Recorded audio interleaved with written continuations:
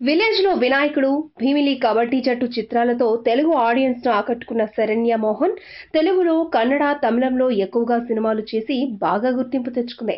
అంతేకాకుండా హీరోలకు చెల్లెలు తరహా పాత్రలు చేసి మరింతగా అభిమానులను అలరించింది. ఆ తర్వాత సరైన అవకాశాలు రాకపోయేసరికి పెళ్లి చేసుకుని సెటిల్ అయింది. ఇటీవలే తల్లి కూడా అయిందట. తాజాగా ఫేస్బుక్ లో ఈమె ఫోటో ఒకటి షేర్ అవుతూ ఆశ్చర్యపరుస్తోంది. ఈ పిక్ చూసి అంతా షాక్ అవుతున్నారు. ఇంత తక్కువ టైంలో అలా అయిపోయిందే అనే కామెంట్స్ వేస్తున్నారు. సాధారణంగా ఏ హీరోయిన్ అయినా పెళ్లి తర్వాత వారి రూపురేఖలు మారడం, ఆ తర్వాత మునుపటి ఆకారంలోకి వచ్చేస్తారు. కాబట్టి శరణ్య కూడా త్వరలోనే మునుపటి రూపంలోకి రావచ్చని మరికొంతమంది అంటున్నారు. ఈ వీడియోపై మీ విలువైన కామెంట్స్ ని మాతో షేర్ చేసుకోండి. అండ్ ఇంకో విషయం, సబ్స్క్రైబ్ చేయడం మర్చిపోకండి.